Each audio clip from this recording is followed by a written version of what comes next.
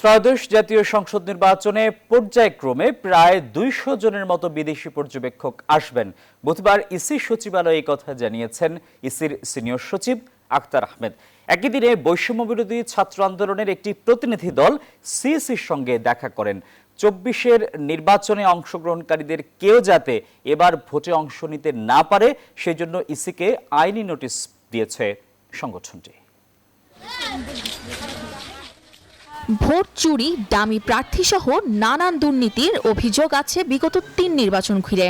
Commission এবারের নির্বাচনে জনগণের আস্থা ফেরানোর চেষ্টা করছে, যদিও নির্বাচনকালীন নিরাপত্তা নিয়ে প্রশ্ন রয়ে যাচ্ছে।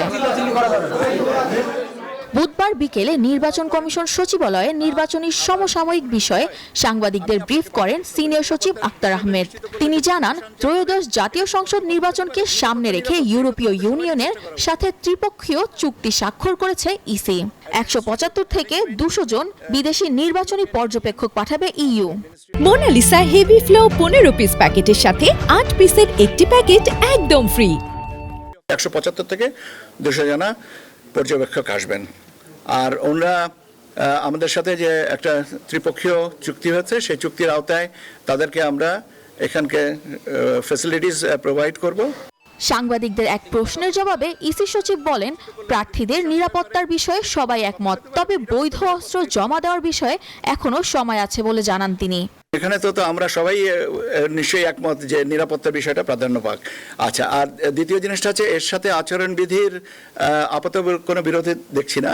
যদি মনে করা হয় over the period of time আচরণবিধি এখানে কোনো জায়গায় সামান্য সংশোধন বা সংযোজন বা বিয়োজন বা অ্যাডজাস্টমেন্ট লাগবে, এটা করবো আমরা। কবে নাগাদ কি করা হবে না হবে এগুলো সময়ের সাথে সাথে আসবে। বৈধ অস্ত্র জমা নেওয়ার বিষয়টা যখন প্রাসঙ্গিক হবে তখন যদি মনে করা হয় যে এই জাতীয় নিরাপত্তার বিষয়টা বিবেচনা নেবেন, সে অনুযায়ী এটা ব্যবস্থা নেওয়া হবে। একই দিনে বৈষম্য বিরোধী ছাত্র আন্দোলনের একটি প্রতিনিধি দল প্রধান নির্বাচন কমিশনারের সাথে বৈঠক করেন। জানায় ২৪-এর ডামি নির্বাচনের প্রার্থীরাই হাদিকে হত্যার উদ্দেশ্যে হামলা চালিয়েছে। ফ্যাসিস্ট সরকারের পক্ষ থেকেই কিন্তু আসলে সন্ত্রাসী আওয়ামী লীগ বাহিনী কর্তৃক তার উপরে যে হামলা হয়েছে এবং তিনি কিন্তু এখন জীবন মৃত্যুর সাথে লড়ছেন। বৈষম্য বিরোধী ছাত্র আন্দোলনের মুখ্য সমন্বয়ক হাসিবুল ইসলাম জানান, ২৪-এর নির্বাচনে অংশগ্রহণকারী কোনো প্রার্থী যেন ২৬-এর নির্বাচনে অংশ নিতে না পারে সেজন্য লিগ্যাল নোটিশ দিয়েছে তারা। আমরা কিন্তু লিগ্যাল নোটিশও দিয়েছি নির্বাচন কমিশনকে, যাতে করে ২৪-এর ডামি নির্বাচনে যারা প্রার্থী ছিল তারা যাতে করে কখনোই কোনোভাবেই যাতে করে এই ২৬-এর নির্বাচনে তারা যাতে প্রার্থী হতে না পারে সেই লক্ষ্যে আমরা লিগ্যাল নোটিশ পৌঁছে দিয়েছি এবং আমরা প্রয়োজনে আমরা রাজপথে তুমুল আন্দোলন গড়ে তুলব।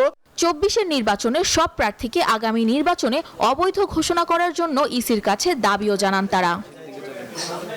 সামিয়া মাহতাব রোজা, নিউজ 24, ঢাকা।